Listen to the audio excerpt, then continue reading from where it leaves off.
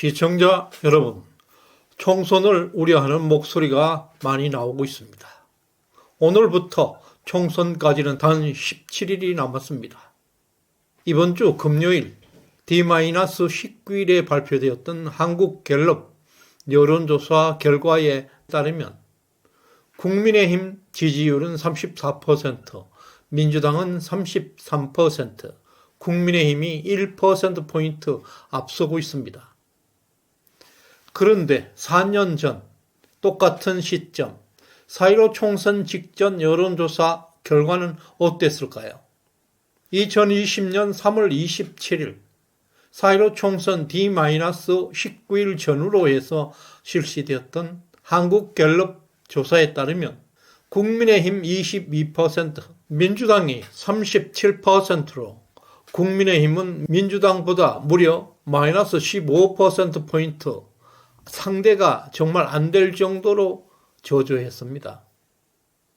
그 당시와 지금을 비교하면 현재 총선 판세를 짐작하고도 남습니다.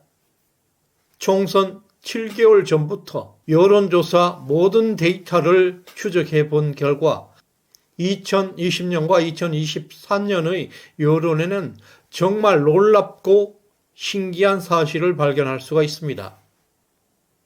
이 차트는 작년 9월 22일부터 현재까지 한국갤럽에서 발표되었던 데이터를 전부 분석한 것입니다.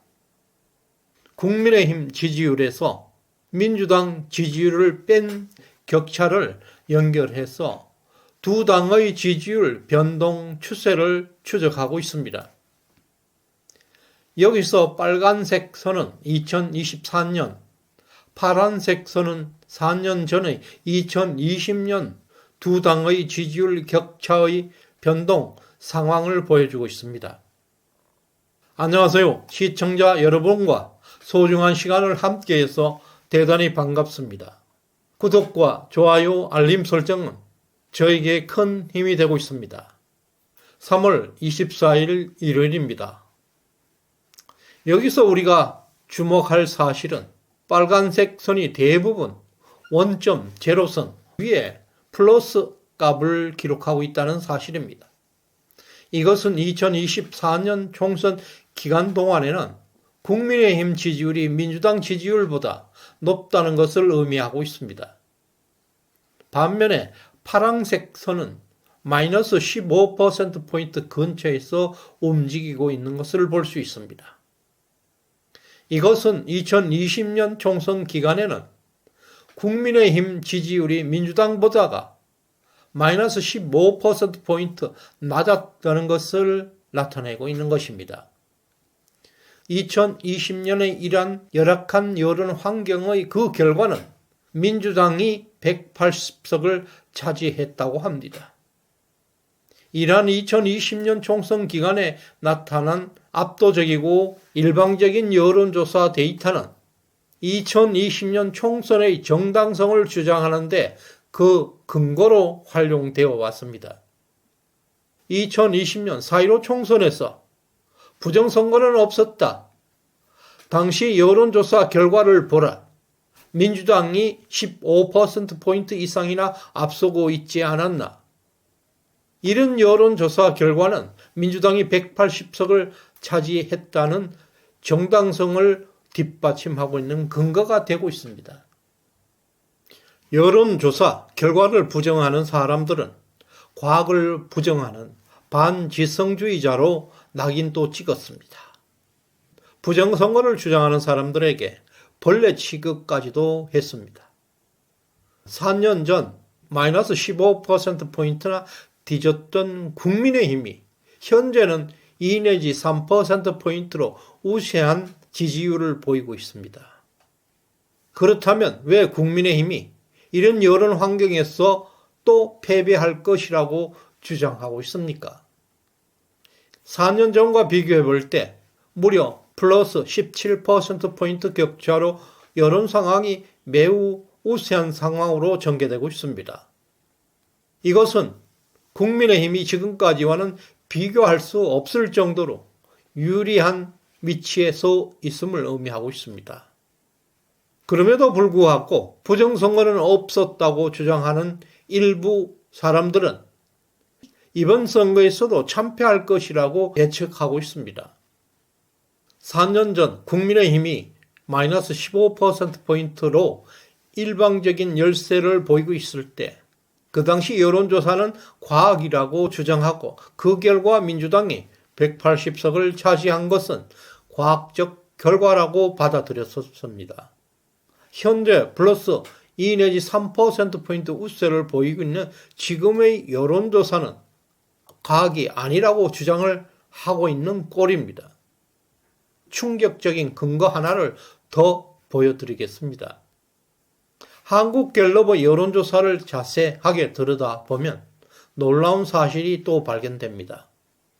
4년 전에 2020년 4.15 총선 D-19일 전후로 해서 6070 지지율에서 국민의힘이 39%, 민주당은 28%로 두 당의 격차는 국민의힘이 불과 플러스 11%포인트 앞서고 있었습니다. 반면에 올해 현재 국민의힘은 55%포인트, 민주당은 24%를 기록해서 격차는 무려 31%포인트 앞서고 있습니다. 이 역시 4년 전과 비교해 볼 때 국민의힘이 플러스 20%포인트 높았습니다. 이번 총선이 엄청나게 유리한 상황으로 전개될 것이라는 것을 암시하고 있는 것입니다. 그럼에도 무엇이 두렵습니까? 진짜 여론조사를 과학이라고 신뢰하고 있다면 두려워할 이유가 없지 않겠습니까? 이런 엄청난 여론의 변화를 보고도 이번 총선은 압승할 것이라고 주장하지 않는 것에 실망입니다. 오히려 패배를 걱정하는 모습은 부정선거는 없었다는 자신들의 논리를 스스로 자기 부정하고 있는 것과 같습니다.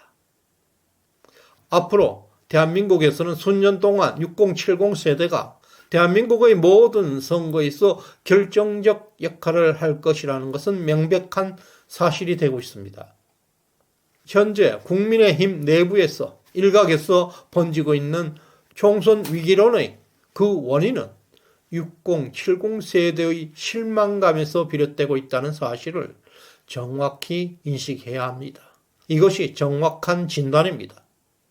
6070 세대의 지지율을 확고하게 확보할 수만 있다면 과반 의석을 확보하는 데는 그리 어렵지 않습니다. 예를 들면 중성동갑의 윤희숙 후보가 현재 전현희 후보에게 밀리고 있는 상황이 이를 증명하고 있습니다. 지난 3월 11일 이후 중성동갑의 여론조사는 총 7번이 실시되었는데요. 4차례는 박빙 경합 열세였고 3월 16일 한국갤럽 조사에서는 두 후보 똑같이 39%를 기록해서 열세를 탈피해서 상승 추세로 전환하는 듯 보였습니다. 그런데 즉각적으로 나타났습니다. 한국 리서치 전현희 45%, 윤희숙 28%로 무려 마이너스 15%포인트 격차로 크게 밀렸다고 나오고 있고 넥스트 리서치에서도 전현희 43%, 윤희숙 34%로 9%포인트로 오차 범위 밖으로 두 번이나 벗어나 버렸습니다. 윤희숙 후보가 6070 지지율을 주목해야 합니다. 3월 21일 한국 리서치 조사에 따르면 6070 지지율이 48%로 추락하고 있습니다. 3월 16일 한국갤럽 조사에서는 처음으로 전현희 후보와 동률을 이룰 때 그 당시의 6070 지지율은 무려 64%나 되었습니다. 이것이 의미하는 사실이 무엇인지를 잘 알아야 합니다. 따라서 윤희숙 후보는 6070에 집중해야 합니다. 보수 우파 후보들이 6070 세대에서 최소 60% 이상 지지율을 얻지 못한다면 그 선거는 승리하기가 어렵습니다. 이것은 전국적 모든 후보에게 통하는 승리로 가는 필수 조건입니다. 유니스 후보는 6070 중심으로 선거 전략을 수정해야 합니다. 반드시 승리할 수가 있습니다. 정당 지지율이 압도적으로 불리하지 않는다면 6070 중심 전략은 필승의 방정식이 될 것입니다. 최근 국민의힘 지도부가 현재 흔들리고 있는 이유도 바로 여기에 있습니다. 중도 좌파 유권자만 해도 절대 우파 후보에게 표를 던지지 않을 것입니다. 선거에서 우리 진영이 먼저 결집을 할 때 그것이 여론을 주도해서 중도 우파 진영의 유권자들을 투표소로 끌고 오게 됩니다. 여론은 결국 우리 자신들이 만들어내야 하는 것입니다. 2020년 4.15 총선과 비교해 볼 때 6070 세대는 여전히 압도적 결집력을 현재 보여주고 있습니다. 그러나 최근 실망으로 인해서 약 7%포인트 지지율이 빠졌습니다. 빨리 이들을 다시 모셔와야 합니다. 우리는 지금 전쟁 중에 있습니다.